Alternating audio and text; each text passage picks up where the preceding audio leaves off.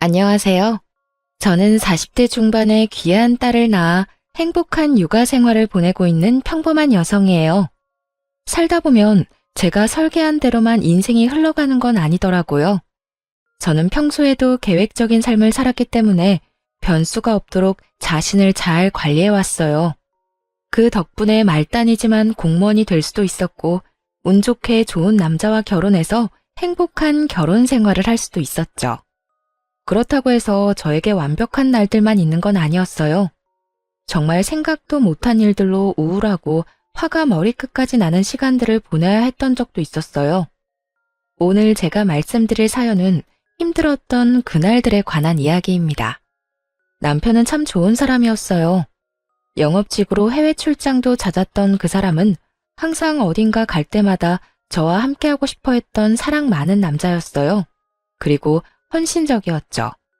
이 사람과 함께라면 어떤 힘든 일도 견딜 수 있을 거라는 생각을 했고, 그 사람이 프로포즈 하자마자 결혼을 수락할 정도로 많이 사랑했어요.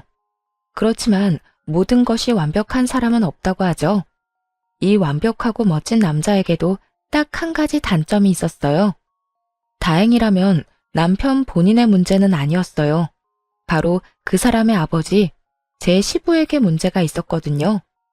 상견례 때 양가 부모님이 모였을 때 시부의 한없이 가볍고 눈살 찌푸리게 만드는 언행에 저는 이 결혼에 대해 처음으로 불안을 느끼게 됐거든요. 아이고, 사돈댁 보니까 며느리 될 아이가 애는 잘 낳겠네요. 저희 집이 손이 귀해서 애 잘 낳는 며느리가 필요하거든요. 여자야 집에서 살림 잘하고 애만 잘 낳으면 그만이니까요. 공무원 딸을 자랑스럽게 여기던 친정아버지의 표정이 확실하게 기분 나빠 보였어요. 그리고 시부의 그런 행동에 저희 가족만 기분 나빠진 것도 아니었어요. 요즘 세상에 여자 남자가 어딨어요. 그리고 그런 식으로 말하는 거 실례예요. 죄송해요, 사돈어른. 저희 남편이 좀 옛날 사람 같은 면이 있어요. 말은 이렇게 하지만 저희도 맞벌이 하면서 잘 지내고 있어요. 이 사람이 집안일 할 때도 많은걸요. 그리고 애들은 분가시켜서 저들끼리 지내도록 할 거라 크게 걱정 안 해도 돼요. 저도 사업하는 사람이라 집에 붙어있는 시간이 많지 않아서 애들도 신경 쓸 거 많이 없고요. 시부가 까먹은 점수를 시모가 다시 올려서 평균을 맞추는 것 같은 듣도 보도 못한 상견례였죠. 위태롭게 아슬아슬했던 상견례가 끝나자 친정아버지가 저를 따로 불러 말하더군요. 너희 시부될 사람 생각하면 너 시집 못 가게 막고 싶다만 그 집 사부인은 시원시원하니 좋더구나. 게다가 사업하시면 시집살이도 덜 시킬 거 아니냐. 사부인이 바깥 사돈을 잘 쥐고 있는 듯 보이니 너도 힘든 일은 없을 것 같아. 그거 하나는 마음이 놓이구나. 그래도 우리 사위가 바깥 사돈을 닮지 않은 게 천만다행이야. 다정다감하고 널 많이 위하니 아빠는 그거 하나만으로도 다행이라 생각해. 친정아버지가 그렇게 말할 정도로 시부와 시모에 대한 평가는 극명하게 갈렸어요. 남편의 여동생인 신우도 IT 업계를 다니는 재원으로 시모를 닮아서 아주 야무지고 차분하더라고요. 그 4명의 가족 중에 시부만 딱 다른 종류의 사람이었어요. 시모가 왜 저런 남자와 결혼했는지 모를 정도였죠. 정말 다행인 건 우리 가족이 본 것보다 훨씬 더 시부가 시모에게 잡혀 살고 있었다는 점이에요. 게다가 시모 집안이 잘 사는 편이라 시모에게 평소에 꼼짝도 못한다는 걸 알았거든요. 그렇게 남편과 저는 결혼 날짜를 잡았어요. 그런데 문제는 그 후에 벌어졌어요. 이미 가족 간의 상견례가 끝나고 날만 잡으면 되는데 시부가 저를 영 탐탁치 않아 하더군요. 한 번은 저희 결혼을 빌미로 할 이야기가 있다며 시부가 저를 불러냈어요. 남편과 함께 가려고 했는데 그때 남편이 출장 중이라 혼자서 가야 했거든요. 혼자 가는 게 걱정돼서 남편에게 전화를 했죠. 아버지가 당신을 불렀다고? 나한테는 아무 말 없긴 하셨는데. 벌써 상견례도 다 끝났고 날만 잡으면 되는데 무슨 일이야 있겠어? 많이 걱정되면 내가 아버지한테 무슨 일인지 물어볼까? 나한테만 할 이야기 있다는데 당신이 왜 부르냐고 물으면 아버님이 좋아하시겠어? 말 안 듣는 며느리처럼 보일 것 같은데 그냥 내가 가보고 자기한테 연락 줄게. 그렇게 남편과 통화하고 시부가 부르는 곳으로 나갔어요. 그런데 밖에서 만나자 시부가 저를 지그시 보더니 입을 열더군요. 아가씨, 우리 아들이랑 진짜로 결혼할 거야? 상견례 때는 우리 와이프 때문에 내가 말은 못했는데 나는 아가씨가 마음에 안 들어. 그러니까 알아서 우리 아들이랑 헤어져주면 안 될까? 이런 말을 상견례가 끝나고 시부될 사람에게 들을 거라고는 상상도 못했죠. 벙찐 제 얼굴에 대고 그 사람은 안색 하나 바뀌지 않고 이어 말하더군요.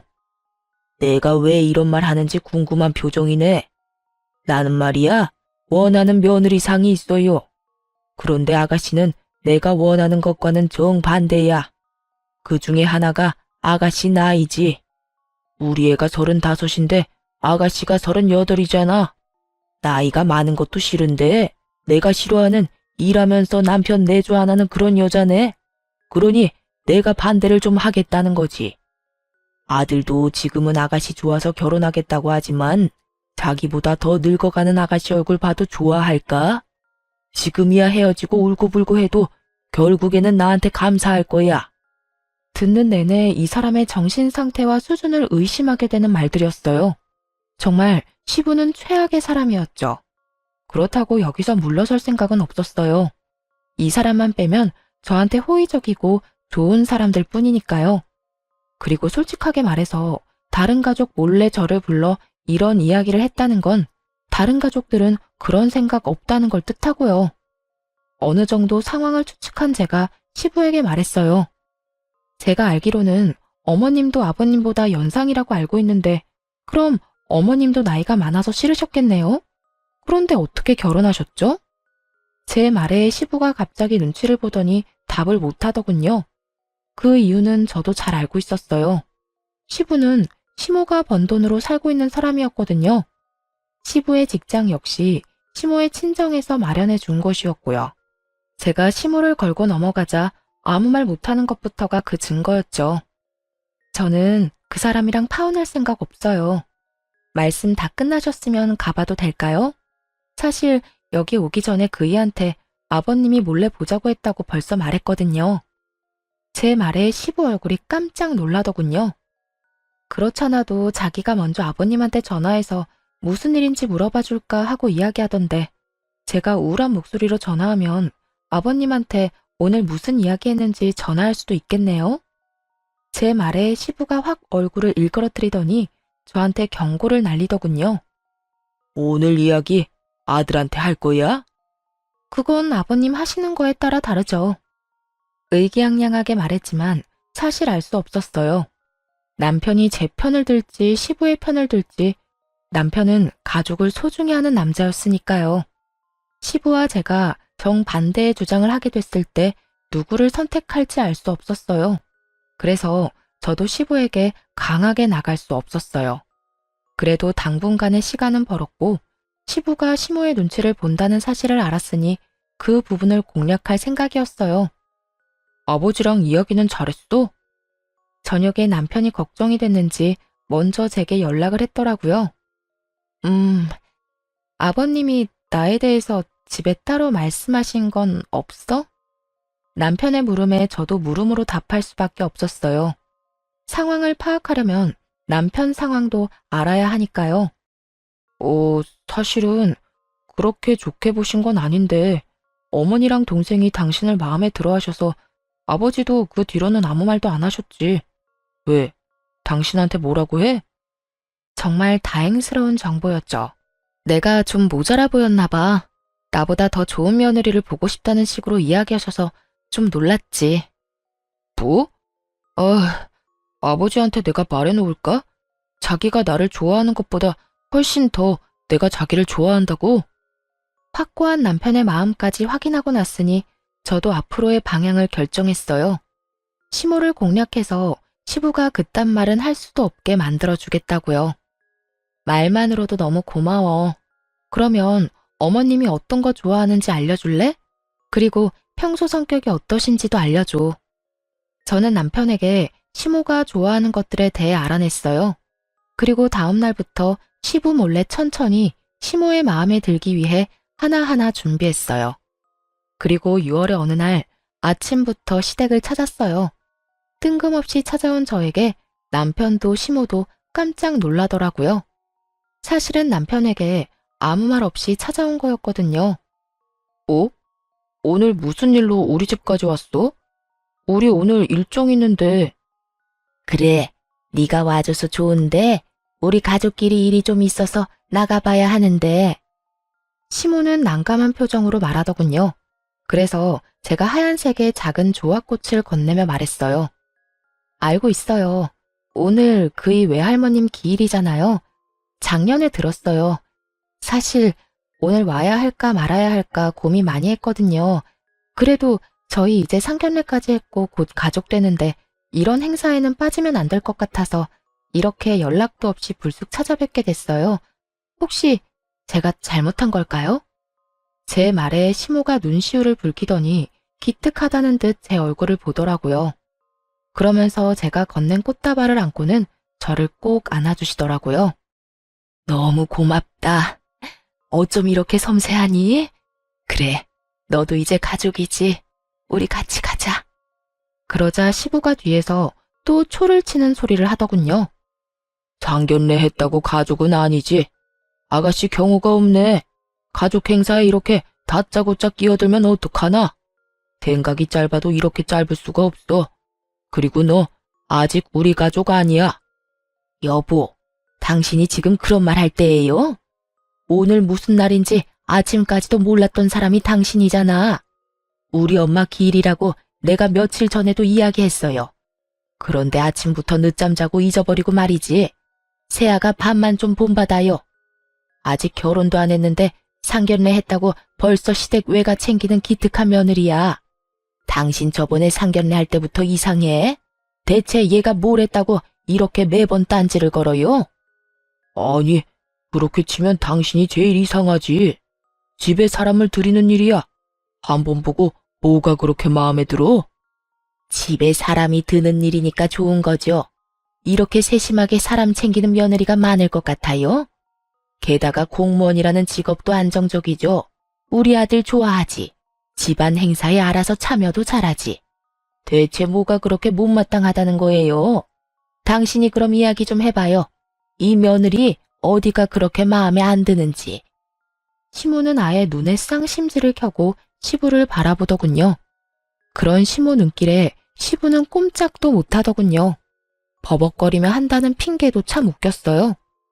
아니, 저렇게 괜찮은 며느리감이 왜 여태 시집도 안 갔나 싶어서 말이지. 어딘가 문제가 있으니까 시집을 여태 못 갔을 거 아니야? 그 생각 때문에 걱정이 많아서 그래. 우리 아들이 얼마나 괜찮은 놈인데 더 좋은 며느리 데려올 수도 있으니까. 당신이 며느리 데리고 살 거예요?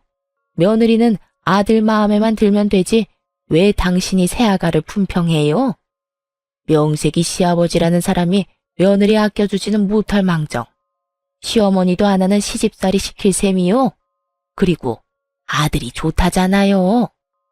시모 말에 시부가 아무 말 못하고 고개만 숙였어요. 아버지, 저 이 사람 많이 좋아해요. 그러니까 이제 그만 허락해 주세요. 제가 이 사람 좋아하게 된 이유 중에 하나가 엄마랑 많이 닮아서거든요. 몇 년 만에 공무원 합격할 만큼 노력하는 사람이기도 하지만 엄마처럼 정도 많고 주변 사람 잘 챙기는 사람이에요. 부지런해서 하나부터 열까지 자기 손으로 해내려는 욕심 많은 사람이기도 하고요. 엄마랑 정말 닮아서 보고 있으면 도와주고 싶고 함께 해주고 싶고 걱정해주고 싶은 사람이거든요. 남편의 그 말이 체크메이트였어요. 시모의 눈동자가 반짝반짝해졌거든요. 그렇지 않아도 며느리 행동에 감동을 느낀 차였는데 아들이 그런 며느리가 자기랑 똑 닮았다며 그래서 잘해주고 싶다는 이야기를 들으니 시모 기분이 엄청 좋아졌어요. 그리고 시모의 기분이 좋아짐과 동시에 시부에게는 외통수였어요. 아들이 데려온 여자가 엄마를 닮아서 좋다는데 거기서 안 된다고 하면 엄마 닮은 여자 싫다고 하는 꼴이잖아요. 시모 능력으로 다른 사람들보다 배는 편하게 사는 시부가 시모의 심기를 거스를 생각은 할 수도 없었던 거죠. 그렇게 저는 저를 눈의 가시처럼 생각하는 시부의 방해에도 불구하고 남편과 무사히 결혼할 수 있게 됐어요. 시모와 신우의 전폭적인 지지 아래에 말이죠. 그런데 결혼을 하고 나니 궁금한 게 생기더라고요. 시부는 도대체 왜 저를 그렇게 싫어했을까? 그 이유를 모르겠더라고요. 저한테 말한 걸 보면 나이가 많다, 일을 하기 때문이다, 이런 어이없는 이유를 댔잖아요. 그게 진심이라는 생각은 안 했거든요. 그래서 남편에게 슬그머니 물어봤어요. 저기, 우리 결혼 전에 아버님이 나 싫어하신 적 있잖아. 혹시 아버님이 왜 나를 별로 좋아하지 않았는지 당신은 혹시 알고 있어? 그거? 사실은 우리 아버지 엄청 가부장적인 집안에서 크셨거든.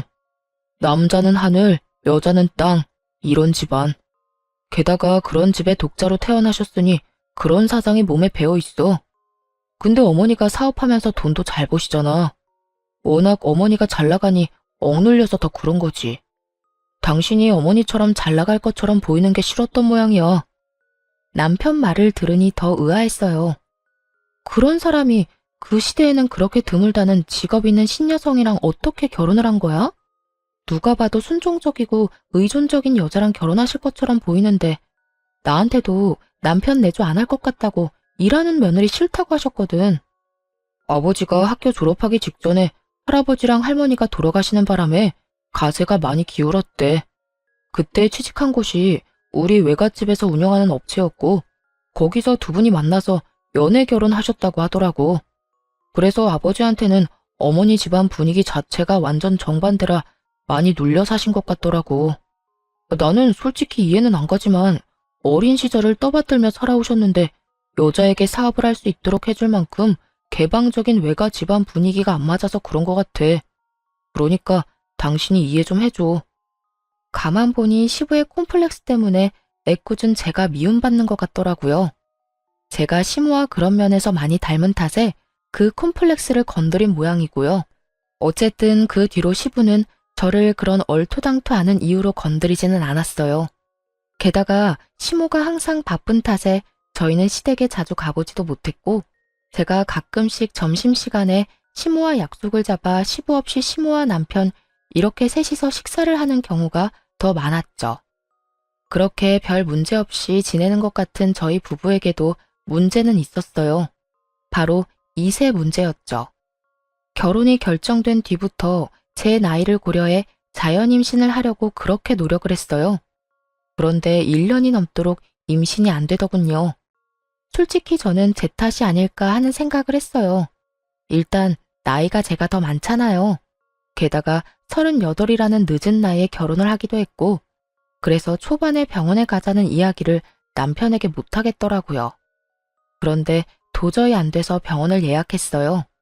난임센터를 방문하기로 결정하고 예약일이 다가오는데 남편의 갑작스러운 해외 출장이 잡혔어요. 이번에는 문제가 생겨서 가는 출장이라 어쩔 수 없이 꼭 가야 한다고 하더군요. 그렇게 저 혼자 예약한 병원으로 향했죠. 솔직히 병원 예약을 다음으로 미룰까 생각도 했는데 혹시라도 이 난임이 나이의 문제라면 한시라도 일찍 이유를 알아내는 게 중요할 것 같다는 생각이 들었거든요. 그래서 저 혼자라도 가기로 했어요. 그렇게 남편 없이 혼자 검사를 하고 왔는데 결과가 좋지 않았어요. 노화로 난소 기능이 저하됐다는 이야기를 들었죠. 다행인 건 임신이 아예 안 되는 건 아니라는 거였어요.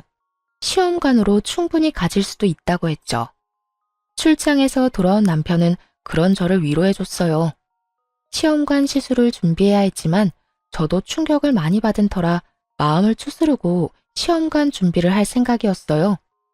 이 사실을 시부모에게 알리는 것도 걱정이었거든요. 남편은 어머니라면 이해해 줄 거라며 아버지에게는 나중에 알리고 어머니한테만 알리면 되지 않겠냐고 하더군요. 저도 그게 좋은 생각인 것 같아 시모에게 전화로 이야기를 먼저 꺼냈어요. 그랬더니 시모가 괜찮다고 너야말로 괜찮냐며 저를 위로해 주셨어요. 시모의 위로에 얼마나 울었는지 몰라요. 그런데 그 다음날 시모가 가족 식사를 하러 시댁에 한번 들르라고 하더군요. 마음 고생한 며느리에게 밥이라도 함께 하자고 하는 것 같아 고마운 마음에 시댁에 들렀어요.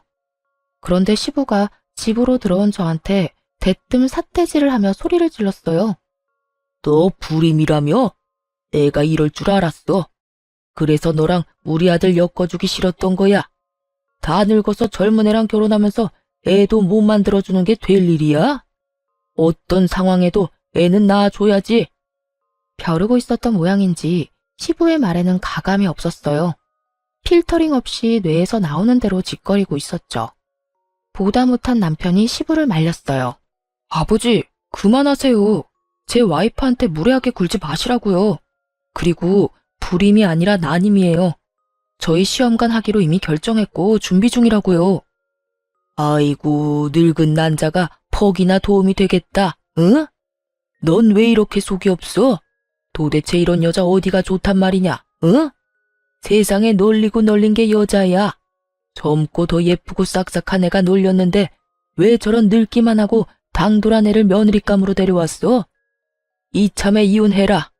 우리 집안이 어떤 집안이야? 대를 못 잇는 건 말이 안 되는 거지. 여보, 도대체 새아가한테 무슨 말을 하는 거예요? 어떻게 몸이 안 좋은 애한테 그런 말을? 예, 너 집에 돌아가. 이런 데서 저런 말 듣고 있을 필요 없어. 내가 나중에 연락하마, 응? 시모가 필사적으로 저를 내보내려 애썼어요. 저는 어안이 벙벙하고 지금 이 상황이 머릿속에 잘 들어오지도 않았어요. 남편이 화를 내자 시부가 전화기를 꺼내 들고는 어딘가로 전화를 했어요. 예, 접니다. 아니 이런 식이면 곤란하죠. 애도 못 낳는 딸을 돈이 귀한 집에 시집을 보내면 어떡합니까? 우리 집안 대 끊기면 당신네가 책임질 거야? 응? 정말 경악스럽게도 그 인간은 저희 아버지에게 직접 전화해서 따졌어요. 남편이 놀라 시부의 전화기를 빼서 강제로 꺼버렸어요. 아버지, 이런 식이면 저 다음부터 아버지 안 봐요. 왜 이렇게 사람이 무례하고 잔인해요? 제가 사랑하는 여자고 저는 애 없어도 상관없다고 몇 번이나 말했잖아요. 아버지 이런 식이면 저 절대로 애 가질 생각 없어요. 남편이 화나서 시부에게 퍼붓는 동안 제 핸드폰이 끊임없이 울렸어요. 친정아버지 전화였어요. 제 어깨를 감싸며 시부로부터 보호하듯 서있던 시모가 친정아버지의 전화를 보고는 시부 앞에 나섰어요. 여보, 내가 말했죠? 행동 조심, 말 조심. 당신 그렇게 마음 가는 대로 살다 보면 분명히 나중에 문제 생길 거라고 말했는데도 이런 짓을 저질러요? 며느라기 눈에 눈물 나게 하지 마요. 그러다 당신 눈에 피눈물 나면 어쩌려고 말을 함부로 해요? 그리고 며느리 당신이 데리고 살 거예요? 당신이랑 같이 살 며느리도 아닌데 왜 당신이 그렇게 신경을 써요? 데리고 살 사람은 우리 아들이고 아들이 좋다니 앞으로 며느리한테 신경 쓰지 마요. 아버지, 진짜 너무해요. 같은 여자로서 저도 얼마나 화나는지 모르죠? 세연이가 우리한테 얼마나 잘했는데 진짜 아빠 잘한 일 하나도 없어. 사람이 어떻게 이렇게 잔인해? 이제 언니도 우리 가족인데. 시부를 제외한 나머지 가족들이 저를 보호하고 나섰고 저는 그런 가족들의 위로와 걱정을 한 몸에 받았어요. 아가, 미안하다. 이런 꼴 보게 하려고 오라고 한 게 아니야. 네가 힘들어 보이길래 밥이나 든든히 먹이고 신경 쓰지 말라고 우리는 그런 거보다 네가 더 중요하다고 그렇게 말해주려고 부른 거야. 아프고 힘든 일을 누가 원해서 겪겠니? 어쩌다 보니 어쩔 수 없이 이유도 없이 그렇게 다가오는 게 그런 일이라는 걸 우리가 모르지는 않아. 그러니까 너무 자책하지도 말고 힘들어하지도 말고 네 시아버지 정신 나간 소리도 귀담아 듣지 말고 네 남편 말만 듣고 살아. 그 위로에 눈물이 어찌나 나는지. 3명의 시댁 식구들이 너무 잘해줬기에 이혼은 생각지도 못했어요. 저 한 사람이 이 물을 모두 흐리고 있구나 하는 생각을 했죠. 그리고 속으로 언젠가 저 뺀질거리는 얼굴에 한 방 먹을 날이 오기만을 빌었죠. 그 뒤로 시모와 남편의 배려로 저는 시부와 만나지 않게 됐어요. 그런데 얼마 지나지 않아 시부와 자리를 함께할 일이 생겼어요. 바로 신우의 상견례 자리였죠. 남편도 미안하다며 조용히 밥만 먹고 오자고 이야기했었어요. 그런데 그날 완전 엄청난 문제가 생겼어요. 그것도 시부의 입방정 때문에요. 사실 가서도 시모는 제가 시부와 조금이라도 같이 있거나 가까이지 못하도록 만들어줬어요. 그래서 시부가 저에게 시비를 걸지도 못했죠. 그리고 상식적으로 이런 자리에서 며느리에게 시비를 거는 시부를 보고 그 결혼이 성사될 리 없잖아요. 그래서인지 냉랭하기는 했지만 상견례 자체의 분위기는 나쁘지 않았죠. 그런데 시부가 곁들여 나온 인삼주를 꼴깍꼴깍 마시기 시작하더니 정신 나간 소리를 입 밖으로 내는 거예요. 사돈, 우리 딸이 제 입으로 말하기도 그렇지만 참 괜찮은 딸입니다. 데려가시면 횡재하시는 거예요. 예, 그렇겠지요. 저희도 그렇게 생각하고 있습니다. 저는 남 좋은 일만 해주는 사람이에요. 보세요. 억만금을 줘도 부족할 만큼 귀한 제 딸은 남의 집에 보내고 저희 집에는 망가진 걸 데려왔으니 제가 원통해서 요즘 밤마다 잠이 안 와요. 세상에 며느리가 불임이라 애를 못 낳는다는데 이보다 더 나쁜 일이 어디 있겠습니까? 아들이 둘인 것도 아니고 하나뿐인데 말이죠. 여자가 할 일이 뭐예요? 애 낳는 게 가장 큰 일 아니오? 예? 시부의 그 말에 시모와 신우가 사색이 됐어요. 상대방 쪽도 완전히 당황해서 눈치만 보더군요. 여보, 당신 술 너무 많이 취했어요. 죄송합니다. 이 사람이 술을 좀 과하게 했어요. 오늘은 여기까지만 하고 돌아가서 나중에 나를 잡아서 다시 간소하게 만나든지 합시다. 시모가 겨우겨우 상황을 정리하고 남편은 화가 끝까지 난 상태로 시부를 집으로 데리고 왔어요. 오는 길에 시부가 술이 좀 깼는지 집에서 완전 난리를 피웠어요. 내가 못할 말했어? 애 못 낳는 거 보고 애 못 낳는다고 그러지. 쓸데없는 거 맞잖아. 아빠, 어떻게 그런 말을 제 상견례에서 하실 수 있어요? 도대체 새언니 이야기는 거기서 왜 해요? 제 상견례잖아요. 아버지 행동 하나에 제 평판이 달린 걸 모르셔서 이래요? 당신 도대체 왜 이래요? 왜 이러긴? 너희도 그러는 거 아니다. 왜 며느리 편만 들고 내 편은 안 드는 거냐? 아니 이 집안에서 대가 끊기는 걸 걱정하는 사람이 나뿐이란 말이야? 그런 이야기를 꺼내는 시부를 보며 남편이 참지 못한 듯 앞으로 나와 시부에게 말했어요. 아버지, 저 이번 일 그냥은 못 넘어갑니다. 그러니 이 사람한테 사과하세요. 어서요. 내가 잘못한 게 없는데 왜 사과를 해? 어디 임신도 못하는 주제에 결혼을 하겠다고 손이 귀한 집에 시집을 와? 그게 아버지 마음이에요? 알겠습니다. 사과하실 마음 없으시면 저도 이제 앞으로 아버지 안 보고 살게요. 넌 가족보다 그 여자가 더 좋단 말이냐?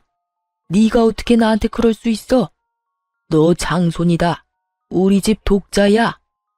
아버지야말로 저한테 왜 그러셨어요? 제가 이 사람을 얼마나 사랑하는지를 알면서 결혼 전부터 지금까지 꾸준히 제가 말씀드렸잖아요. 저희 와이프 좋은 사람이라고 제발 저한테 하듯 잘 대해달라고 말이에요.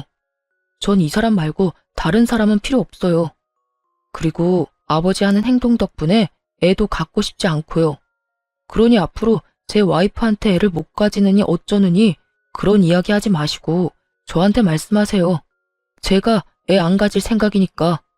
그리고 아버님이 이 사람한테 사과할 때까지 아버지하고 만날 일 없을 거예요. 남편의 폭탄 선언에 시부가 열이 받아서 얼굴이 시뻘겋게 변했어요. 야, 네가 어떻게 그래? 어떻게 며느리 편을 들어? 그래서 내가 며느리 괴롭혔다고 날 협박하는 거야? 편한 대로 생각하세요. 그리고 아버지 안 보겠단 말 협박으로 한 말 아니에요. 동네 창피하게 어디 가서 술 마시고 그런 이야기나 하는 사람 제 아버지로 두는 거 저도 싫어요. 그러니 앞으로 제 얼굴 볼 생각 마세요.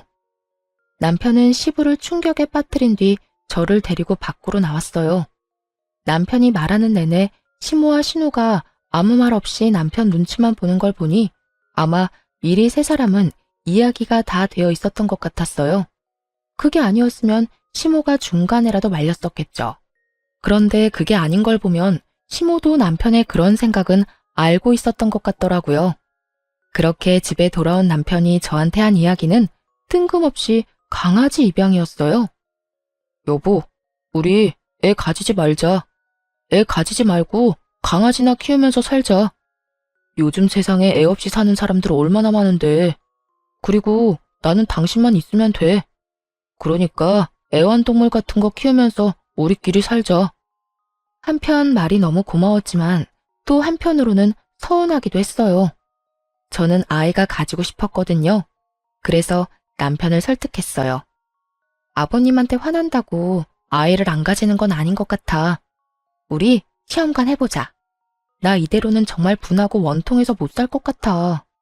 할 수 있는 데까지 해보고 안 생기면 그렇게 해. 딱 2년만. 그래도 안 생기면 우리 운명이라고 생각하고 받아들이고. 그렇게 말하니 남편이 저를 꼭 안아줬어요. 바로 그 다음 주부터 시험관 준비에 들어갔죠.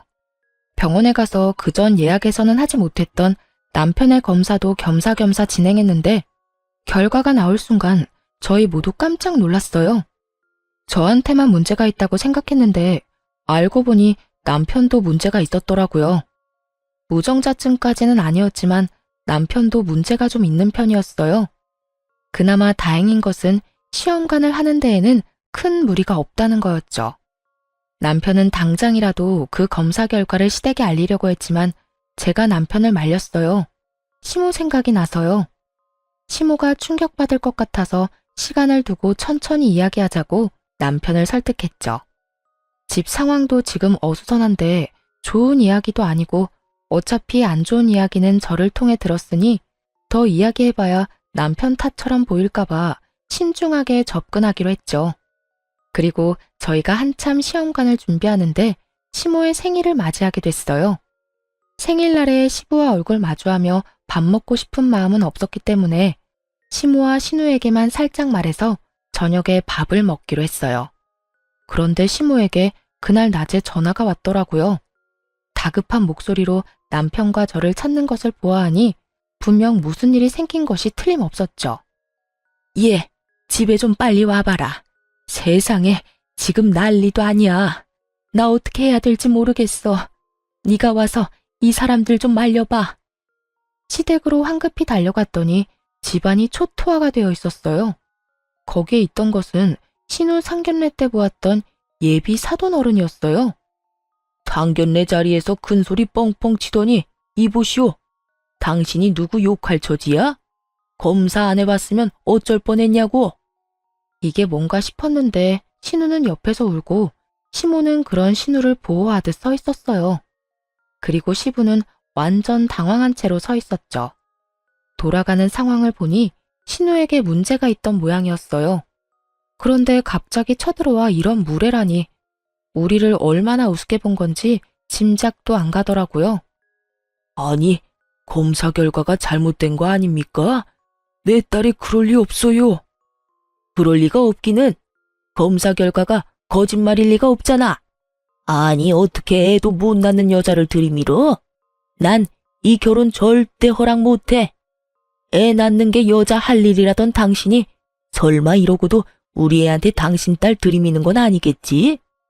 우리 집안이 대를 잇는 게 얼마나 중요한데 사돈 될 사람 앞에서 며느리 욕하는 거 보고 혹시나 싶어 검사했는데 말이야. 재수가 없으려니까. 그만하세요. 여기서 한마디만 더 모욕적인 말씀하시면 경찰 부를 거예요. 무슨 말하고 싶은지 아니까 여기서 그만하고 돌아가세요. 제가 그렇게 말하자 그 사람도 저를 째려보더니 나가더군요. 한시름 놓는데 시부가 신우 손목을 끌어당기며 말하더군요. 네가 불임이라고?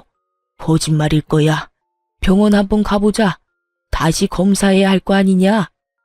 시부 행동에 신우는 더 울고 시모가 완전 열받았는지 시부 앞에 허리에 손을 척 얹고 서서 소리쳤어요. 이제 속이 시원해요? 저 사람이 여기 와서 행패 부린 거 다 당신 탓이야. 상견례 자리에서 그렇게 며느리 욕을 하는 무례한 행동을 서슴없이 했으니 상대방도 우리를 깔본 거잖아요. 내가 누누이 말했죠? 행실 조심하라고. 당신이 사람 많은 데서 며느리 망신 주니 우리한테 똑같은 짓 한 거잖아. 왜 나한테 그래? 내가 뭘 어쨌다고? 지금 이럴 때야? 날 검사 다시 하러 가야지. 한 번 했으면 됐지. 애한테 또 상처 줄 셈이에요? 머리라는 게 달려있으면 생각을 좀 하고 살아요. 검사 다시 해서 어떡하려고요? 확인을 해야지.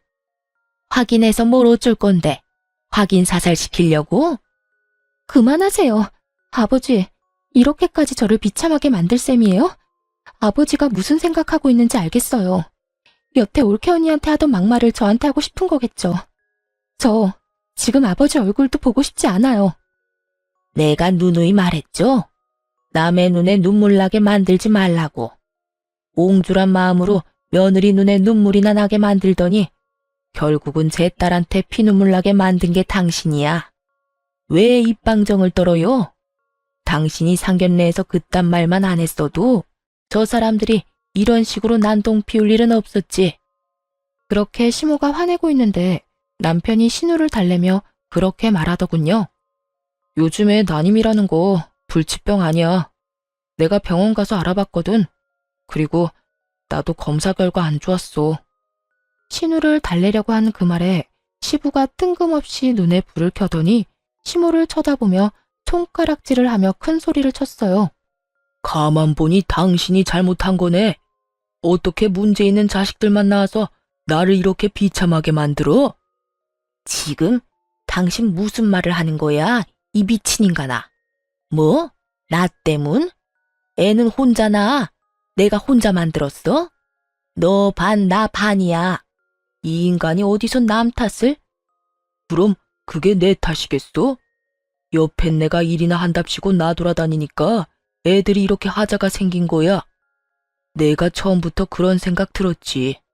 당신이 이렇게 문제 있는 자식을 만들 줄 알았으면 당신 안 만나고 그때 만나던 여자 계속 만났을 거야. 이 사람이 정말 보자 하니까 그럼 그 여자 만나러 가요. 지금이라도 자식 낳아줄지 누가 알아? 그렇게 시부는 그동안 억눌렸던 자신의 콤플렉스를 거의 대부분 쏟아냈어요. 시모는 그 소리를 듣고 참지 않았지만 그렇다고 시부 일자리까지 어떻게 하지는 않았어요. 시부는 시모의 친정에서 운영하는 곳에서 일하고 있었거든요. 그것도 시모가 꽂아준 곳이었죠. 곧 은퇴라는 걸 알고 있었으니 분란을 만들고 싶지 않았던 것 같아요. 은혜도 모르고 시모에게 네 잘못이라며 말하는 시부를 보니 참 갈 때까지 갔구나 싶었어요. 두 분이서 싸우는 걸 구경하고 있을 수만은 없어 남편이 대충 두 분을 떼어놓고 저희는 집으로 돌아왔어요. 남편은 그 뒤로 진짜로 시부와 연락을 끊었고 신우도 연락을 하지 않는다고 하더군요. 그 말이 사실인 게 시부가 정말 오랜만에 저한테 전화를 했거든요. 남편이 전화를 받지 않으니 제 번호로 전화할 수밖에 없었을 거예요. 네가 우리 아들 숨겼지? 이놈의 아들들이 하나같이 아버지 말은 안 듣고 말이야. 중간에서 나랑 연락하지 말라고 한 거 너 아니야? 어린 년이 싸가지가 없어. 그이가 아버님 연락 안 받는 건 저 때문이 아니에요. 아버님 때문이죠. 그리고 기분은 좋으세요? 저희 아버지한테 했던 말들 고스란히 돌려받았잖아요. 딸 트집 잡아 욕하고 덤비는 시댁 보는 기분은요? 다행이라고 생각해요. 얼마 전에 아버님 때문에 듣지 않아도 될 말까지 들은 저희 아버지 기분을 알게 됐잖아요. 그리고 자식들하고 연락하고 싶으면 자식들한테 직접 연락하세요. 쓸데없는 며느리 도움은 왜 구하시는지? 너 지금 나한테 빈정대는 거야? 어? 길게 듣고 싶지도 않아 전화를 뚝 끊어버렸어요. 그런데 통화 중 찜찜한 말을 들은 것 같았어요. 아들들이라는 말이 이상하잖아요. 아들이라고는 남편 하나 있는 시부가 아들들이라는 말을 할 필요가 있나요? 뭔가 무의식 중에 나온 말인 것 같은데 기분이 쎄했어요. 설마 했죠. 그렇게 찜찜한 시간이 흘렀죠. 솔직히 시모에게 말할까 말까 했는데 집안 분위기가 워낙 흉흉해서 일단 말을 아끼고 있었어요. 신우는 파혼을 하게 됐고 시모는 기분이 안 좋은지 내내 일만 하러 돌아다니느라 피곤해 하시더군요.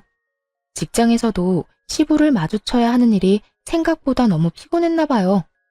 그렇게 몰래 점심시간에 나와 저랑 식사를 하며 마음을 추스르고 있는데 한 남자가 저와 시모가 있는 테이블로 오더군요. 젊은 남자였는데 얼굴이 어딘지 모르게 익숙했어요. 그런데 그 사람이 시모에게 서류 봉투를 하나 주고 갔어요. 뭔지 물어봤지만 대답도 없이 가길래 저희 둘이서 봉투를 뜯었죠.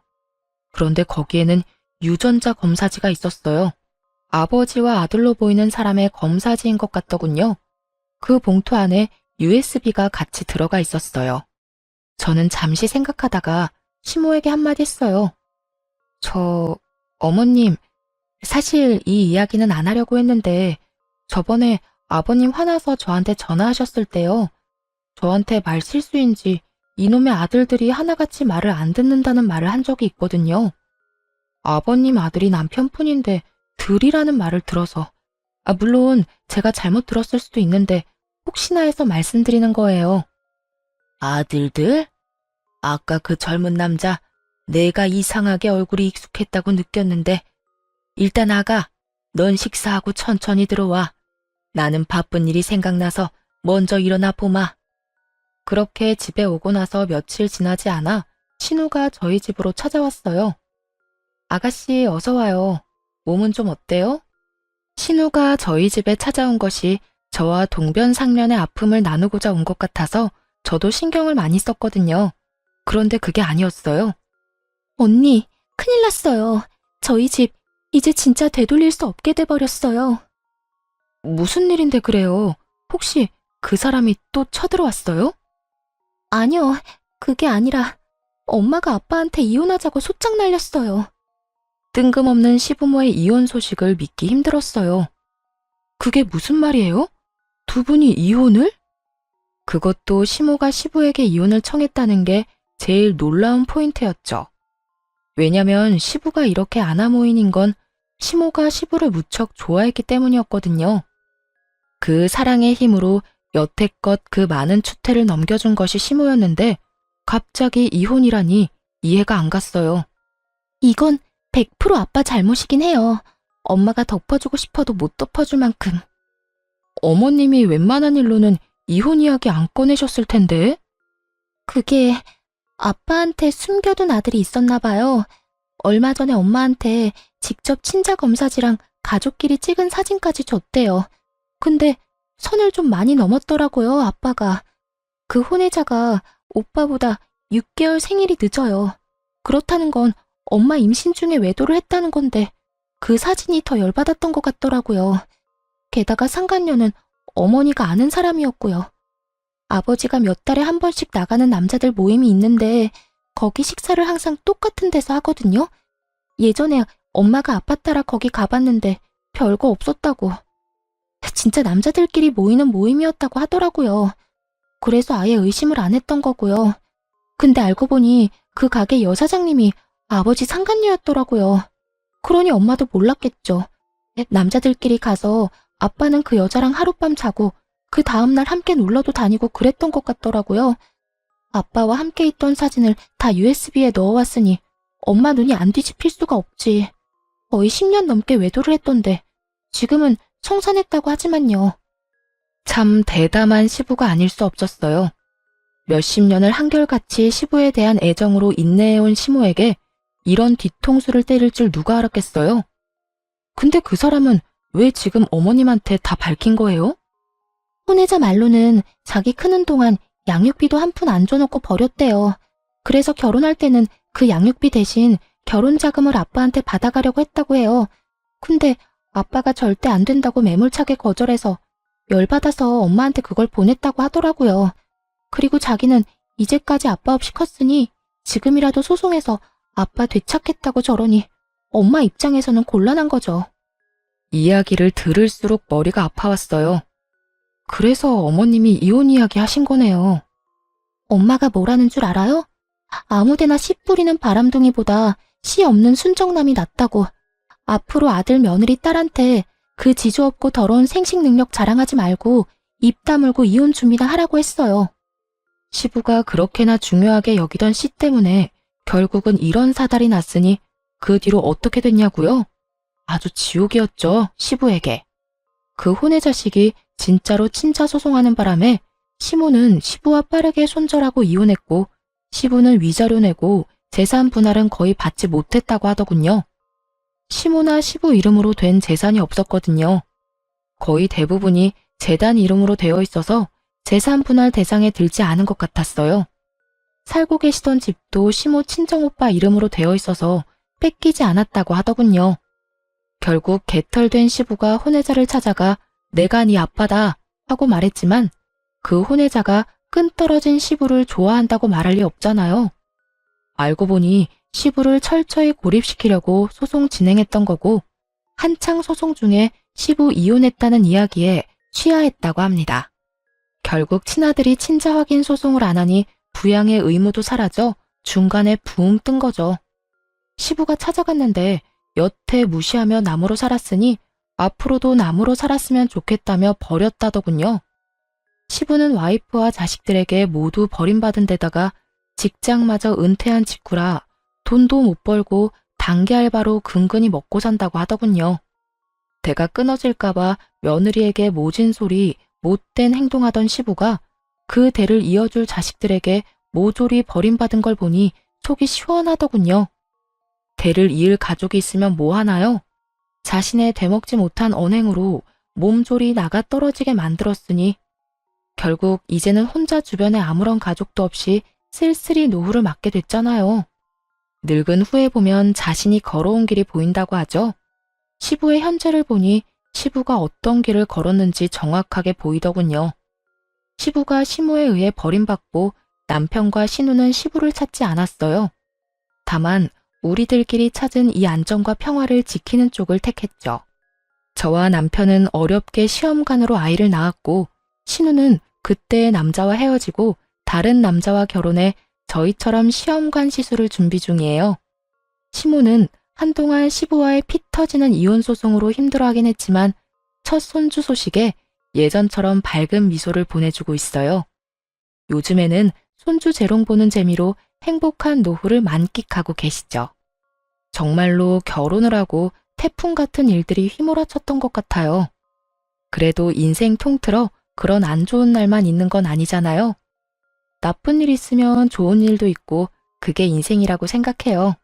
여러분들의 많은 생각을 댓글로 남겨주세요. 지금까지 제 긴 사연 들어주셔서 감사해요. 다들 행복하세요.